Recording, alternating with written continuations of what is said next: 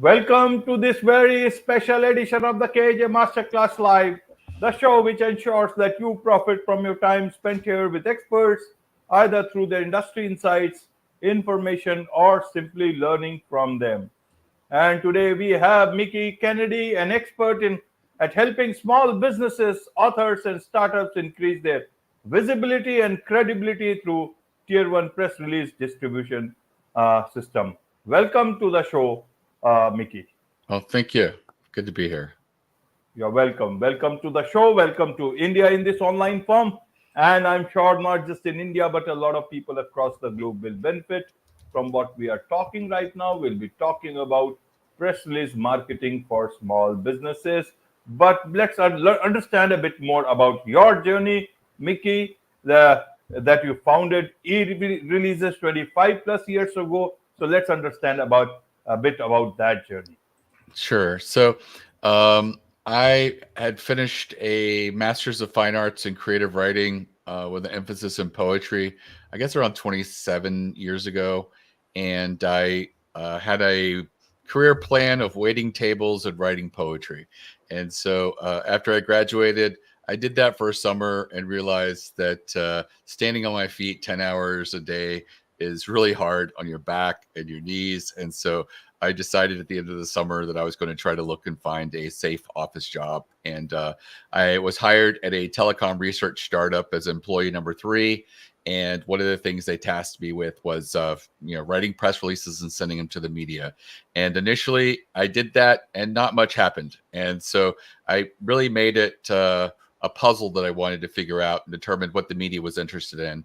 And we published a lot of data, but, the journalists were interested in the stories behind the data. And so I started to talk about some of the anomalies in the data and why they existed and what was going on. And those were the stories that really interested the media. And we started getting routinely picked up by like Financial Times, The Economist, Wall Street Journal, Washington Post, as well as a lot of trade publications, specifically telecom and internet trade publications. So it was a really great experience. And I walked away thinking, wow, this would be great to do with other small businesses.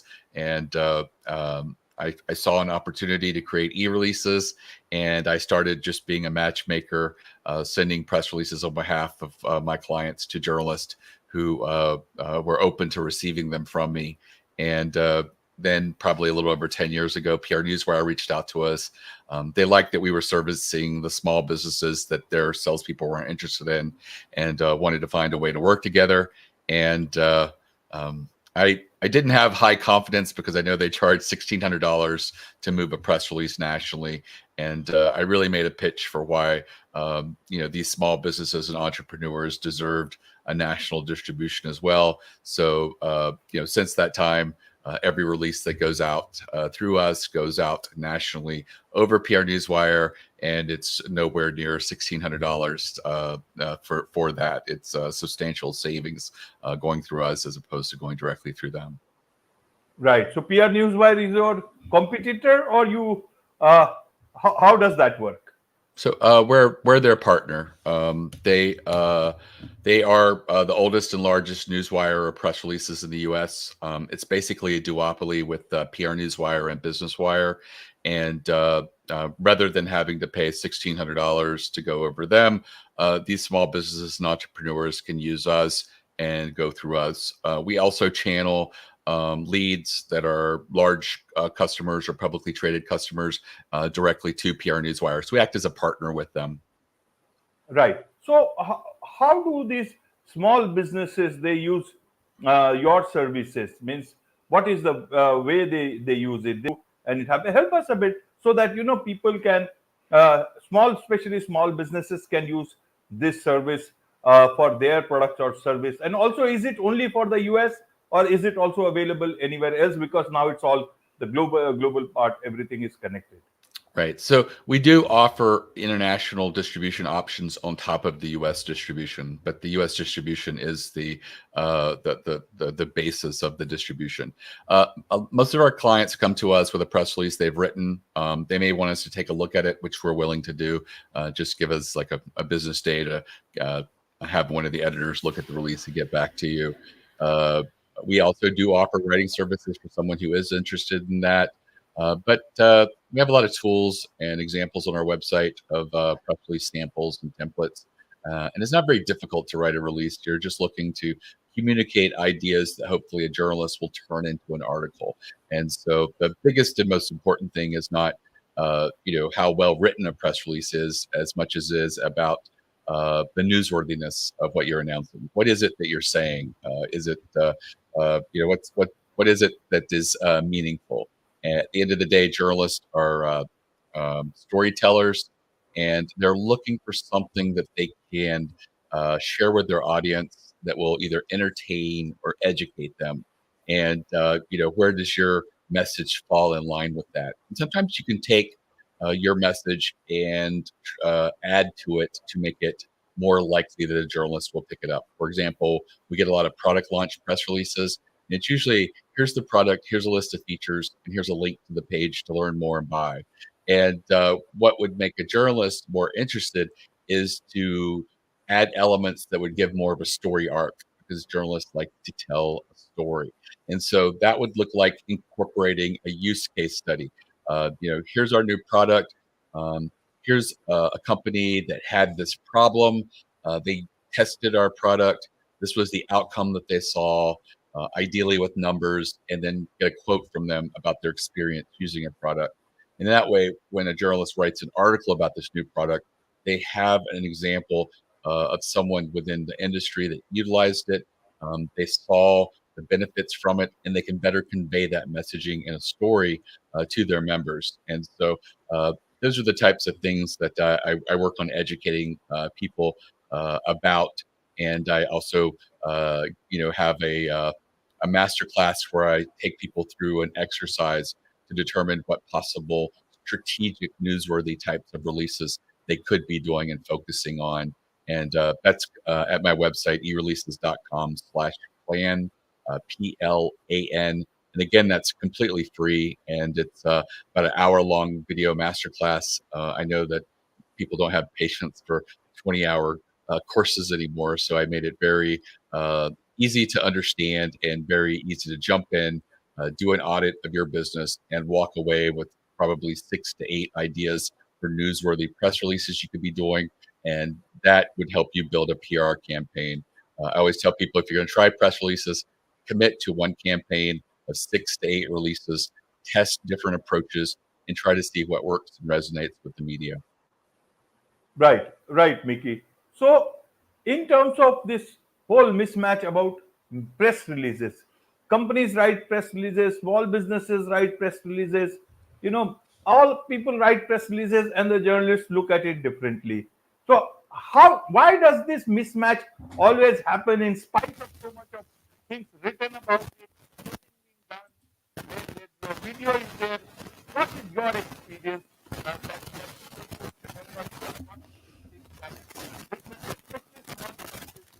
Remember about why the journalists get interested in one particular release, and what is the Right. So my experience with, I guess, a mismatch of press releases is that people write press releases with their desire in place. So I'm a business. I've got this new product. I'm really excited about it. I want to sell a lot. So I write the announcement with that in mind. Sales, sales, sales. And so what you failed to take into account is the journalist. And their job is not to sell your product. Their job is to be a gatekeeper and decide what's worth telling their customer or their audience base about. What do they want to educate and maybe entertain them. So you really have to sort of bridge what you're writing in a way that also satisfies the journalist. And I think that if you can take what you've written and sort of reverse engineer it with that in mind, sometimes you can add elements that would make it more likely for a journalist to report on it. For example, if you have a software solution that you feel solves an important aspect in your industry, what are the stakes for not having the solution? Taking sometimes publicly available data For example, what's the failure rate in your industry within the first 5 years of business? Those numbers probably exist. And so say, something like, given that 83% of new businesses in our industry fail within the first 5 years, we believe it's very important that you lock down your logistics expenses. And, our solution solves that by doing this. So you've just given the stakes of why your software is so important. That makes it more meaningful. And it also helps to tell a little bit more of a story to their audience. So, writing from the perspective of a journalist who's a gatekeeper, and how can I, better do their job of wanting to relay information that's important and educates and entertains them. What could I add to my press release, or what positioning could I do with my messaging to better align with the journalist? Right, right, Mickie.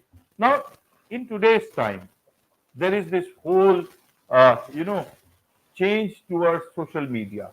A lot of people nowadays go to social media and follow the players or the companies that they want to follow, and accordingly they get whatever in real time they get. Their quotes, they become important. That becomes as a news for them. Whatever it is, all happening in real time. So where does the press release? Is it a figure out in today's time? Means does it figure prominently? What is the future of press releases vis-a-vis social media, online social media, when you get everything in real time? Right. So, people get their media from different places. Over the years, it's evolved to include bloggers, and now there's social media and influencers. But I still see them using press releases. I follow a guy on TikTok called Snackolator, who does weekly roundups of snacks that are hitting grocery store shelves. And he pulls all the images from press releases. He'll actually say, "I haven't seen this yet. It looks exciting, but this is the stills that came with the press releases that the company issued. But that'll be really exciting to try that once I see it at my local store." And so there are people who are using these because they're getting access to stuff before it's public. And so I think because it is stuff that comes out as things are initially launched, it gives people an advantage to be able to collect that. And I think that people do rely on that. For example, the Newswire has given journalists access to Instagram influencers, lots of different influencers, but Instagram in particular is very strong in the fashion world. And so I think that there is a place in which social media and press releases and newswires still cooperate. And I think that as long as it is a repository for vetted companies to release news, it's going to be a great place for journalists to go in and be able to stream an incredible amount of information and press releases before anybody else has seen anything. And so that's what makes it so valuable. And it also, I think, makes it difficult to break the duopoly that exists in the US, because journalists like that there's just one or two places to go and get access to the majority of companies' news. And for that reason, you have other players that are out there like Globe Newswire. They've just had a harder time trying to get market share, because journalists don't like to go to many different sites. They like the fact that they only have to go to a couple. Right. So you talked about journalists being gatekeepers. Now, a lot of press releases must be coming to you from different companies or individuals also. How do you vet those things, or you just pass it through? Because some vetting you must be also doing, so that any wrong sort of press release you don't want to distribute. How does that system work for you? Right. So we vet every new customer that comes on board. We verify that the publicly available phone number for that company, we can reach that person. We make sure that everything matches what we're looking for, and that the domain name matches the company, and other details like that. We have a checklist that we go through. Once the press release comes in, we don't vet facts. We do look for obvious things like libel, or things that are said that are controversial. There are also certain things that we can't do, like health claims and things like that. So we have standards. The Newswire has standards of releases that they will accept and won't accept. There are certain releases that we don't touch just because of the liability. We don't work with publicly traded clients. So if someone comes through who's publicly traded, we just send them to our contact directly at PR Newswire and give them that lead to work directly with the wire. Right, right. Now, in today's time, a lot of these individual companies, they think they can directly, because a lot of media publications, they have their online versions of everything. So they also want quick things from you, from companies directly. A lot of companies directly are sending or encouraged to send to the newspapers or to their online versions.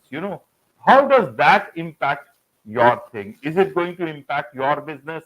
How do you plan for tomorrow? In this whole change of atmosphere, when so many things are happening online and people do not want to wait for a press release. So I think that you just have to evolve with the times and the way that things work. I think that for a lot of people, a lot of companies do have online businesses, and they are, the one and the same with the physical business in most cases. And it's just I think the natural evolution of things. Things are moving globally. Things are moving, online. People are wanting things immediately, and I think that one of the great things about the wire is you just hit a button and it goes out, and it's out all at once to a lot of different people, and gives you a great opportunity to be able to capture both U.S. and global markets as well. Right, right. So let me ask you this way: what is the future of press releases in the future?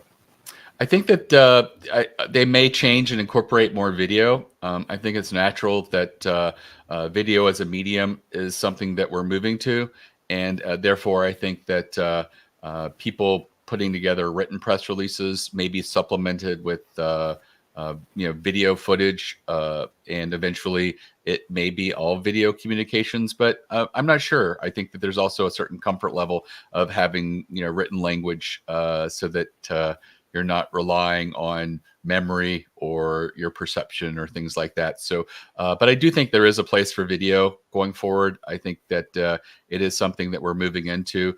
We do allow people to embed like a YouTube video in their press release now.